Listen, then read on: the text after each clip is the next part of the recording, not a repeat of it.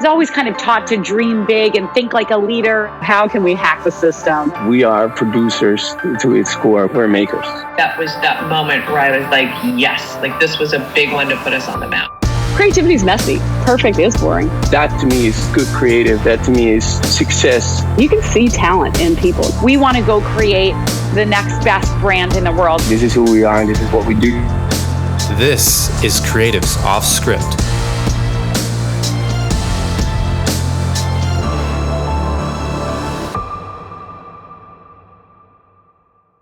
Welcome to the Creatives Offscript podcast sponsored by Assemble. I am your host, Nate Watkin, and today we have a special guest from SpecialGuest, the aptly named New York-based creative agency. Their founder, Aaron Duffy, was named as the #1 most creative person in advertising by Business Insider and also landed on Adweek's top 30 most creative people.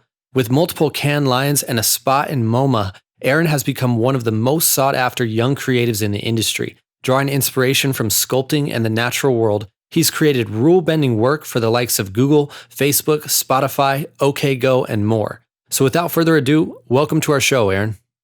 Thanks, Nate. Good to be here. Yeah, excited to have you.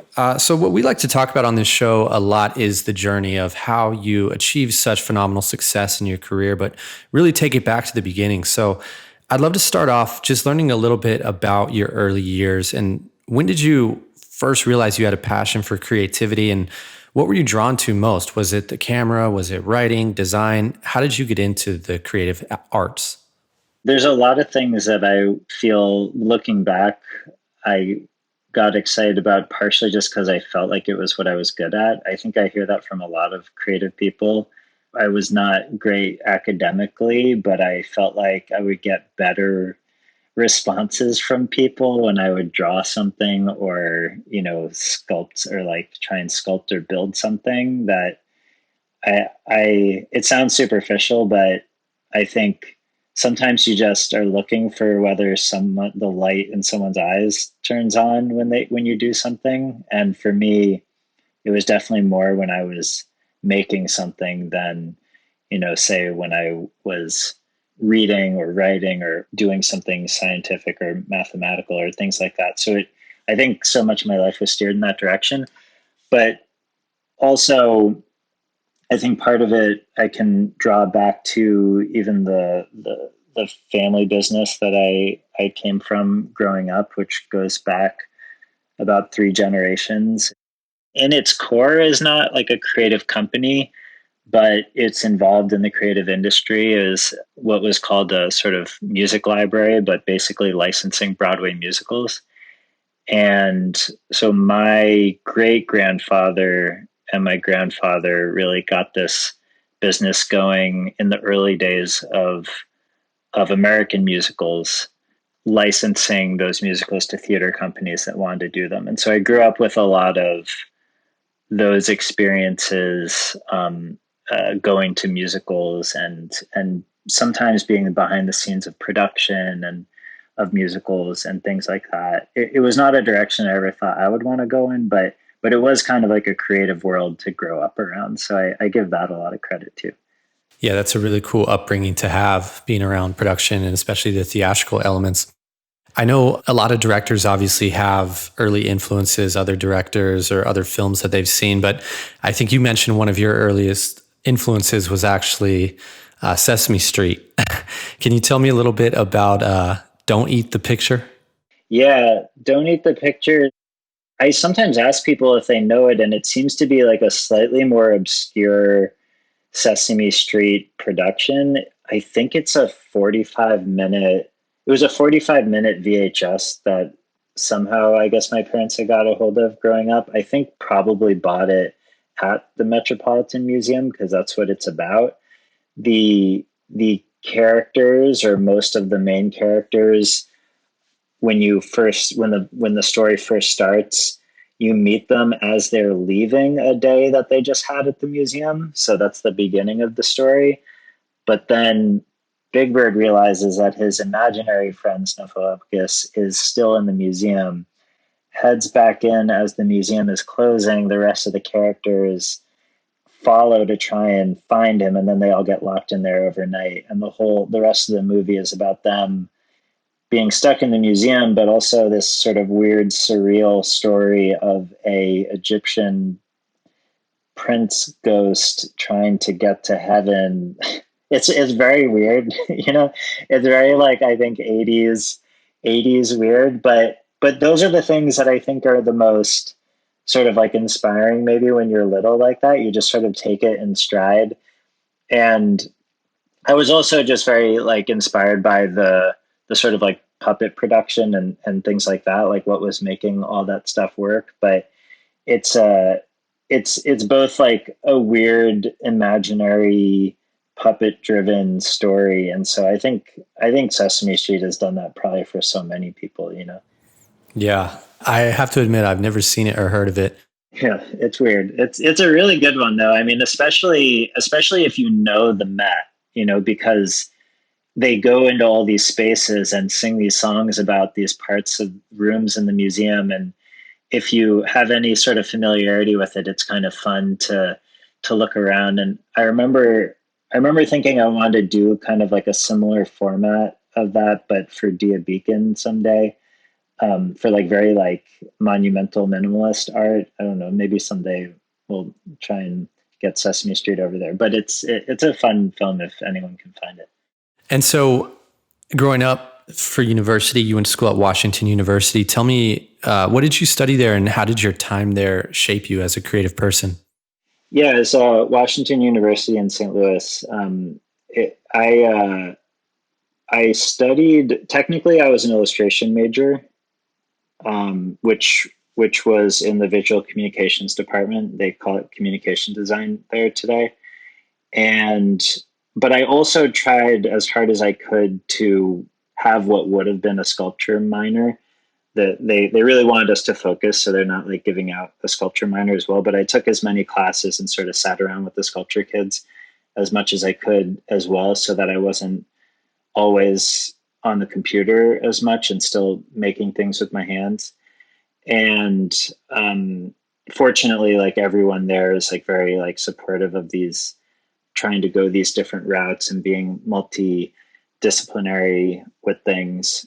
And I didn't really know what I wanted to do while I was in my major there. But I was, even before I got into the major, I was steered a little bit towards advertising, you might say, when I studied abroad in Florence. So even though I was really interested in sculpture and and design, I had never thought of being involved in advertising exactly. But while I was in Florence, I was really trying to experience a lot of the famous paintings and spaces and things like that in person that you would normally just be experiencing through a textbook, like an art history textbook. And one of the churches that I lived really close to was called Santa Croce. And it's one of the really famous early Renaissance churches that has a lot of frescoes by Giotto all over the walls. And I think the more that I went back there, the more I was kind of learning from being there what it would have been like to be someone who lived at the time that Santa Croce was first built and Giotto first put those big frescoes on the walls, and just thought it would be, they didn't have movie theaters at that time. You know, you couldn't go and just see a Marvel film at that time, obviously. And I imagined that people were probably going to these churches and just looking at these amazing paintings that were fairly action packed. Like one of the ones in Santa Croce is of, it's about the life, so much of it's about the life of St. Francis. And there's this big panel of St. Francis getting scarred with the stigmata by, you know, like a floating Jesus on a cross shooting lasers into his hands. You know, it's like it's very action packed, you know? Yeah. and so I sort of imagined that those were like the Marvel movies of that time. But so that's cool. Like that was like something I thought was really exciting to create things like that. But at the same time, from being out there, we were learning a lot about what was funding a lot of that artwork, and the church was paying for it for a reason, and the royal families of those times and the Medicis were commissioning this work for a reason. And in that way, it wasn't just for entertainment or for art's sake. It was really there to bring people to the church, or to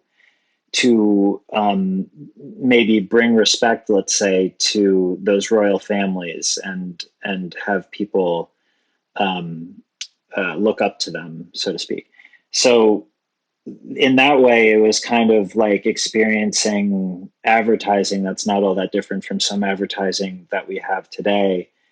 And in that sort of backwards way, I started thinking maybe that is what I want to do. Maybe I want to do things like that, where not work for the church necessarily, but to be commissioned to create amazing works of art, basically. And I like to think that that's what we do. Yeah, and you said that it's your goal to close the gap between commercial art and fine art as much as possible. Like, what does that look like in achievement? What are you striving towards? So yeah, it's worth saying that for people listening, to compare what we do to Giotto might sound off base. These are the sort of like Renaissance masters, as we call them. I think there are masters in our sort of like advertising industry like that, but I don't think like the direct comparison like that is exactly right.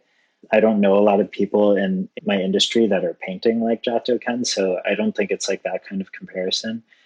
I love going to see art for art's sake as well. So it's not the closing of the gap is not to say that there shouldn't be fine art as well. But I think that what we do in the advertising space is so sort of ubiquitous and gets into people's eyeballs and in their bloodstreams. So through osmosis, kind of, that the more creative and the more sort of thought-provoking, which is what I think so much art is for, the more that we can bring that to what we do and to our clients and things like that, we get a much more inspiring landscape. And so the more that we can close the gap between those things, the better. It depends on the client, obviously, but I think a lot of clients would benefit from having that kind of thought-provoking quality.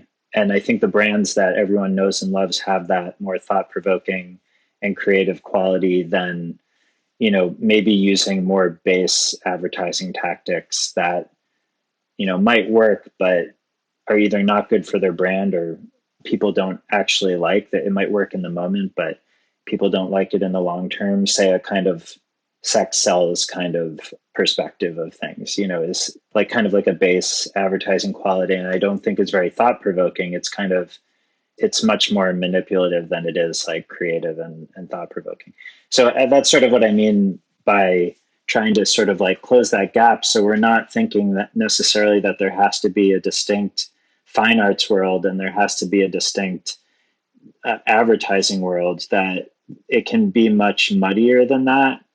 And I even think since the days where I really started feeling that way and trying to apply that thinking, that it's really come to pass in the form of people's TikTok posts and things like that, where it's really like mashed up a lot more. I think there's downsides of that too. Like I'm not really a fan of scenarios where people don't know if they're looking at an ad or they don't know that it's coming from a brand. I think that's sort of like an extra level of manipulation that is kind of unfortunate, because if the brand wants to put a message out there and create a work of art, they should want to stand behind it and want people to know that, rather than doing it in this kind of under the table way. So I think there's sort of like advertorial kind of things where you don't know whether you're reading an article or reading an ad. I feel like sort of sneaky things like that can be kind of a bummer, But so that's not really what I mean by closing the gap, not to do it in a sneaky way, but to do it in a way that's like, hey, I know this is coming from this brand and I really appreciate the brand for making that amazing thing. Yeah, that's an interesting way to look at it. And I can really see that philosophy in your work now that I, reflect on it. But getting back to college briefly. So you're kind of unique in that you entered the industry as a director, but you didn't go to film school. You did go to an art school. But I'm curious, how early on did you get into actual film directing, and who were your biggest early influences other than Sesame Street? Yeah. The influences that drove me to want to do more of that sort of inspiration that I got in Florence were like the Michel Gondrys of the world, the Tarsams, the Chris Cunningham, like the Palm directing series kinds of things, really were like inspiring to me at the time. And I think sometimes it was through music videos, sometimes it was through ads that were inspiring. I really liked seeing those things and imagining how they were done. And when you're starting to imagine how they were done, you want to try and make them yourself. It sort of that felt like a really nice push. And then at school, you're right, it was not a film school, hardly even any motion programs to speak of at the time. But there was one video teacher named Pierre Martin that was a really big push and inspiration for me, who I keep up with still. And I also went into illustration because in the art school, it seemed like that was the best way for me to get some of my ideas on paper, or like at least teach myself and have the school teach me how to get those ideas out a little bit better. And that turned out to be very helpful because it led me into being able to storyboard my ideas. I was generally not really like illustrating things very well as like an individual illustration as I was meant to. I was more kind of thinking through things in a time-based way, as it turned out. And that turned into kind of a form of like illustration / storyboarding. And even though they weren't great, even in my opinion, they were enough to help people understand what that story was and get excited enough about it that I think eventually directing seemed at least plausible, because it's like, okay, you have ideas and I understand those ideas, and now you can tell me how a team can execute those. Before I even got there, though, I didn't even really know that the industry I'm in now existed while I was in school.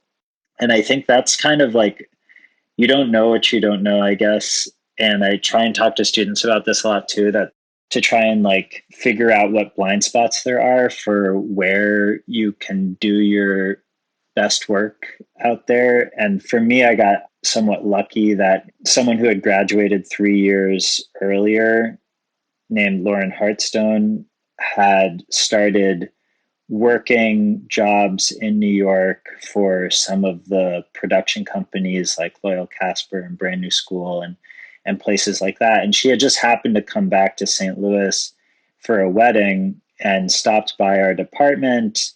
And there were maybe 3 or 4 of us that happened to be doing motion work or attempting to. And so one of our teachers told her to talk to us. She sent me a bunch of links to different production companies like PSYOP is one I remember she sent me, and Brand New School. And then she also sent me a company called Lifelong Friendship Society that was doing just the weirdest, like strangest things I'd ever seen. Nothing that really felt like typical advertising, I felt. And I just decided as soon as she sent me that I had to work for them somehow, or at least intern for them. And so this was like halfway through my senior year that I was just, my eyes were open to a world of animation and video production that was trying to push the limits of those things for the by being commissioned by brands to do it, essentially. And it just like brought a lot of the things that I was excited about together. And previously I had just been thinking I might be doing, op-ed editorial illustrations as a job. That this was like a big shift in my mind about what I could be working on. And so Lifelong Friendship Society was a studio in Brooklyn. They don't exist anymore, but I basically just emailed them until they responded to me, which was a lot of emails. And even then they said I could come and intern and help organize their HTML site, just like do things like that. Yeah. And then eventually they let me sort of help out with some things. I did stop motion on a cookie commercial for them, and then was able to learn After Effects while working with them, and compositing for ideas that I had. And while I was working for them or interning for them, I happened to meet a woman named Claire Mitchell, who was the, I think, only employee at a fairly new company called First Ave Machine at the time. And I met her at a Super Bowl party, and I told her what I did, and she told me I should meet her boss, who is now my partner, Serge. And just a lot of lucky things, I guess, is like part of that story. Lucky that I met Lauren Hartstone at WashU. Lucky that I met Claire. It's sort of like a sequence of events that were very helpful for me. Yeah. And so you connect with First Ave Machine, and they invite you to come on board as their first director. Is that right? Yeah, that's right. So, First Ave Machine at that time was Serge Patzak, who was really the producer mind, and then Arvind Palap, who was the director mind. It was really the two of them. And they had just recently started getting repped and for doing commercials by Patricia Clare. And I think when I met them, were just starting to do some of those commercials, like did some Adidas work, and we're working on a Nissan piece. And that's when, I think, because they were getting some of that work on, Serge asked me, after he saw some of my little videos I had made at school, if I would like to direct. And I'd never really thought about it at least not that early. But I felt ready to try it. And one of the ways that he thought we could try it is he said, why don't you write an idea for a little short film? And so I did that. And I called it The Special Guest. And it was a story about a crocheted man in a suit who has a suitcase that he opens, and it's a crocheted man that scratches his head and has like a little yarn worm that comes out of his head. And then he has a suitcase that becomes like a little park. And that little yarn character becomes a love interest for the crocheted man, and then they get stuck in the suitcase. Basically, it was just like a weird surreal thing, maybe like going back to some of the Sesame Street surrealism. And that became sort of like the first thing that we made, and it somehow got entered in and accepted into the Saatchi and Saatchi New Directors Showcase, which I guess is like one of those like first sort of like kickoff points for me. Yeah, I think a lot of, filmmakers and young directors coming out of film school or just at the beginning of their career are looking to get repped and get on that director's roster. So it's interesting how quickly you were able to get on a roster right out of school, but then B, begin doing, serious major brand work. I'm just curious, like, what do you think that the guys over at First Ave Machine, what do you think they saw in you as this young creative fresh out of school that made them think, we need to sign this guy, we need to get him on our roster? Was it a specific piece of work in your portfolio, or what do you think it was?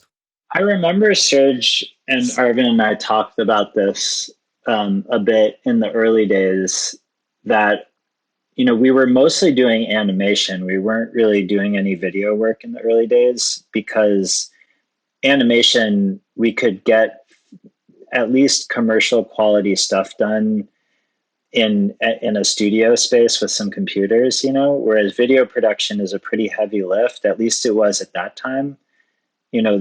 Quality cameras were not like they are today. you were probably shooting on like a GL2, like 720 pixel wide thing, at that time. And so you couldn't make like a really good quality thing very easily in video production. You had to like really ramp up for that.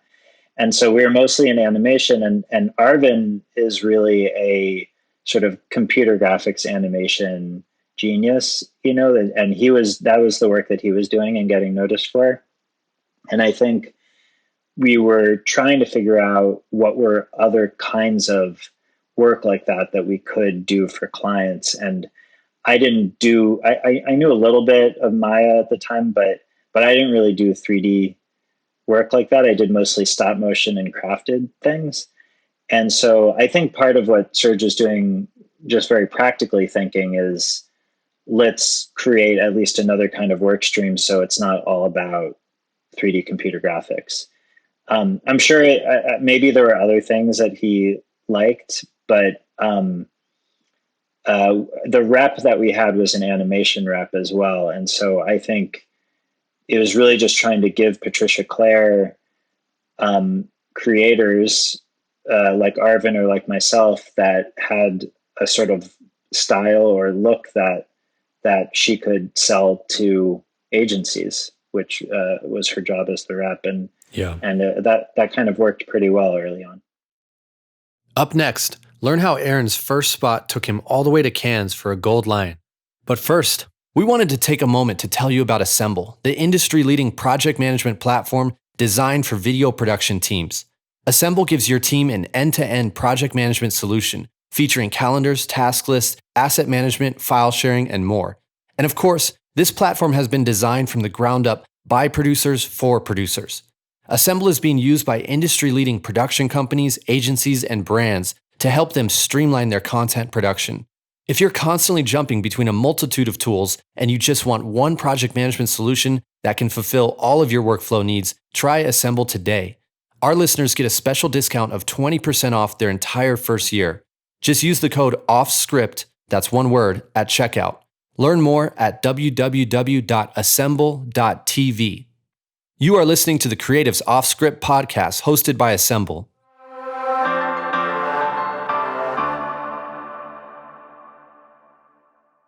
And so your first spot that you officially direct, Audi Unboxed, goes and wins a Cannes Gold Lion. What was that validation like so early in your career?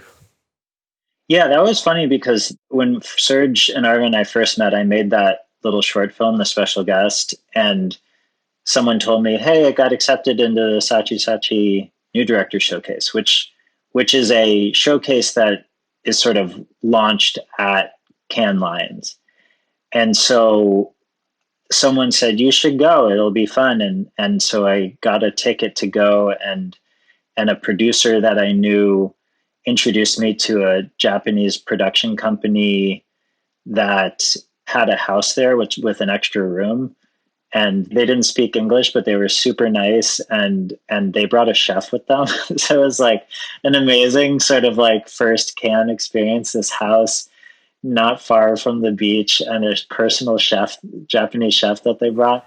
Amazing. And really nice people. And so I just sort of crashed on this couch there for the New Director Showcase. And one morning we woke up and they just turned their computer around and showed me that a commercial that I had done had also just won a Lion. And I just didn't know what that was, to be honest, at the time. I was there. I didn't know it was entered. The agency probably entered it. And, we weren't really focused on like awards like that. I didn't know what Cannes Lion was other than the Saatchi Showcase that it had been accepted into. And I think it's good not to get like too caught up in the award stuff, actually. But at the same time, I know that those kinds of things do help a career. I think it's kind of a balance, basically. I think the validation, like to answer that question, it doesn't so much come from whether it won a Cannes Lion or not, but more that other clients that we were talking to started referencing it. Mm. And maybe they were referencing it because of the award. I don't think so. I think it was more because of sort of like a style or quality it had. It was a very like tactile, playful, but kind of like strange combination of styles that I think people started reaching out for, and that did like lead us towards some more work like that. Like the good work begets more work. I think not so much the case. It's just like the awards beget more work, you know?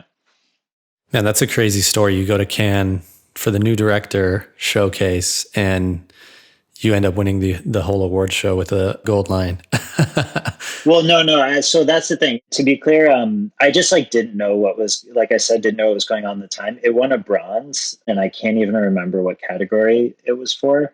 It definitely wasn't like a Grand Prix or anything like that. But Still, early days of winning an award like that. I think at the time I even just sort of thought like, oh, that's cool. I just didn't know if it was like, is that a good thing? I mean, I'm sure I thought it was, but yeah. But we just weren't very focused on it. And so, I mean, your career it seems like the story of your career is it just moves so fast. And true to form, I believe after 1 year at First Ave Machine, you went and launched your own creative agency, SpecialGuest, which you now run currently. Is that correct? Yeah, that's right. We actually launched it at the time as potentially this sort of like alt production company back then when we first started First Ave Machine. And we sort of decided that we didn't want to confuse people too much back then, like by starting two companies. So we took the site down for a little bit, but then we realized years later that we actually did want to revive the SpecialGuest name, but for the purposes of starting a creative agency rather than making it another production company. And that's what we are today. And when you say we, was it your partners in First Ave Machine that also launched SpecialGuest, or is it a new business that you opened? Yeah, so it's its own company completely, but the partners in it, myself and Sam and Serge and Arvin, are the same partners in both, but they're separate companies. Cool. So speaking of bridging the gap between art and commercial, going into the music video world, you did a music video for OK Go, which is one of the craziest practical effects videos I've ever seen. These amazing in-camera optical illusions that took home the MTV Award for Best VFX. Watching that, it appears it was all shot in one take. Is that true? And if so, what was the level of difficulty? Yeah, it's all shot in one take. And we shot it, which is like in a lot of their films is a very important thing for the OK Go team. I think I remember we shot it about 77 times over the course of, I guess it was probably something about 30 hours or 35 hours or so. Wow. Was there a sleep break in there? There was not, and that was at that point going on almost like a week without sleep just to get the set built and stuff like that. Crazy. We were basically the sort of time frames of that project was once we decided we wanted to do this together with Damien and OK Go, is we had about a month to concept it and all like the different moments we wanted. Then we had a month in the warehouse to build it.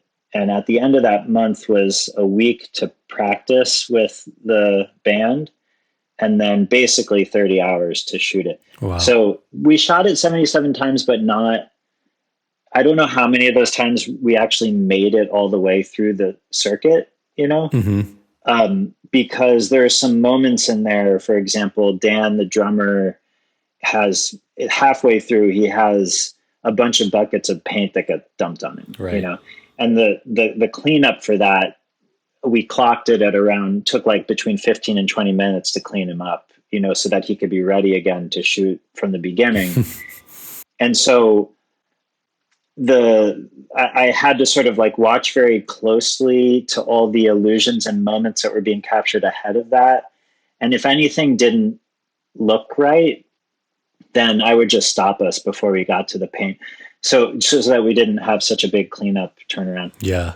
So we didn't necessarily shoot 77 times all the way through, but we did shoot it many times. Yeah. And to limit the amount of paint going into his ear as well, I assume. Exactly. Yeah, he was getting in his ear all the time, in his mouth. They're like really, I mean, everyone can probably tell they're just like a really, really amazing sports, and they love doing those things, and it's really not easy. It's really hard on them. Yeah.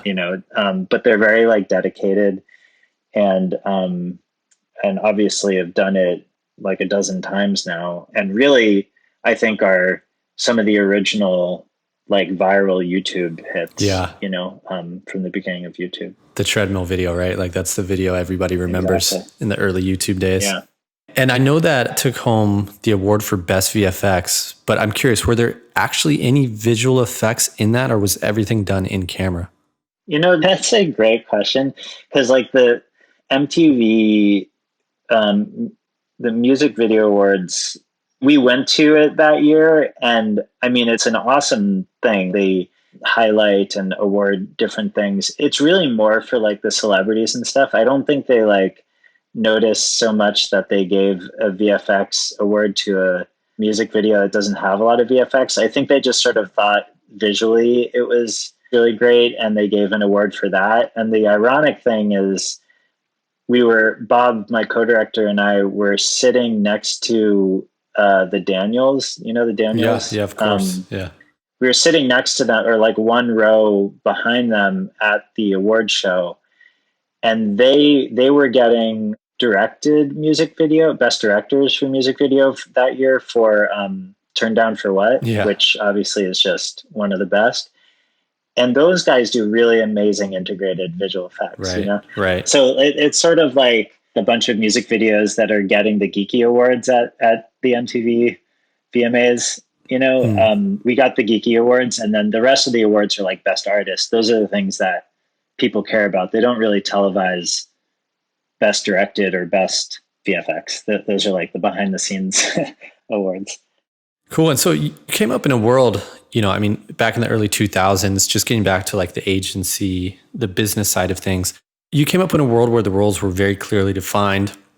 You had an agency that would develop the strategy, concept, brief, and then they would bring in the production company with a director to execute. Now those roles, of course, have been completely blended. Agencies started becoming production companies started becoming agencies. I'm curious, what do you think the future of a creative company looks like? I think there's both blended and traditional going on. It's all out there now. And I think that's, in general, I think that's just like a good thing. There's just like a lot more options for how to make stuff. And what I would add to the list that you started there is there's also brands that have amazing internal agencies, and some of them with like really great internal production too. So it's really like on all levels. And then beyond that, you also have individuals on TikTok or Instagram or wherever they are that are like their own personal amazing production companies for what they do. Yeah. So it's really, from my point of view, like, I don't know that I can like completely answer what the perfect agency looks like, other than what I feel like we're building at Special Guest. But I do sort of feel, and this sort of like goes back to sort of like that closing the gap kind of like philosophy you mentioned earlier, is that what we end up with is just a lot more creativity everywhere, basically. Like when things get a little less siloed, people either feel less like they need to fit into a certain slot, or there's another way of looking at it, so there's just way more slots. Yeah. Way more creative slots to fit into. And I just think that's cool, because there's maybe people even at brands now that never thought they would have a creative role that are now doing creative things. And I think if you allow me to like bring it really like far back, I think we're just creative creatures innately. I think it's like part of our evolution is sort of like creative minds. And I think we sort of can feel better in ourselves when we get to like be creative and like spend some of our day and time and brain power being creative. There is a section of Noah Harari's book, Sapiens. Yep. Where he sort of talks about the evolution, how humans and Homo sapiens sort of came to be the way that they are. And a lot of it sort of comes back to how we communicate and the stories we tell ourselves and the things that we believe in. Ideas. We're sort of a creature. Yeah, ideas and like believing in things that don't exist, right, you know, right. like things like that are like sort of innately creative things. They drive us to do really like terrible things too, you know, like, I mean, a lot of weaponry is started from like a creative place. Like, how can I make this, you know? Yeah. So I think there's both sides to the coin, but I generally think like in the sort of like art form of like creative and like making things, that the more that we get to do things like that, like the better. And so I kind of hope for that for the industry. So you've had an amazing career, obviously, as a director and now as a creative, running your own agency or creative shop or whatever that you would call it, how you would term it these days. What's next for you? So the thing that I'm most excited about is how we're growing SpecialGuest and how we're choosing to grow it, which is we think of as not a vertical growth, but more of a horizontal growth. For example, at the beginning of this year, we'll be opening our first SpecialGuest studio in Spain. And that's going to be run by a team that I've been working with for a long time called Espadi Santa Cruz over there. And they're like really amazing creatively with data and technology. They do like their own kind of thing that I always reach out to them when we're doing things with robotics or AI and things like that. And they're going to really be able to sort of like take the SpecialGuest ball and run with it on their end. And that's what I mean by sort of like horizontally, like we're not hiring them as staff. We're letting them sort of, they're starting their own SpecialGuest studio and taking some of the DNA of what we've started and starting their own thing. And I'm been talking to other folks that I really believe in like that have their own thing that they're doing and starting their own version of SpecialGuest. And so can get sort of like the support system of the core SpecialGuest team, but be able to sort of essentially start your own boutique, basically your own boutique SpecialGuest. And I'm really excited about that because I've never really, when I think about, you know, the classic, like traditional sort of signs of success of say like an agency or a shop like us, I hear people saying things like, we went from a 15-person team to a 100-person team. And I'm just like, oh God, like that is not what I want. Yeah. You know, I don't want to manage an 100-person team. Yeah. And what I really believe in is creative leaders. Mm-hmm. And I want to like figure out how to support them the way I felt supported throughout my life and like the story that you just went through as people come up. And I don't think it needs to be a behemoth to be successful. We've done successful work as a very small team. So yeah, I think that's the DNA that I want to sort of like spread to other areas rather than, you know, vertically stack everything, you know. That's really interesting. It's like almost like you're turning SpecialGuest into a DAO, you know, like a democratized Yeah. global business. I love that. That's a very unique way to grow. Yeah, we're excited about it. Yeah, that is a exciting vision. And so, looking back, what advice would you give to a 21-year-old you?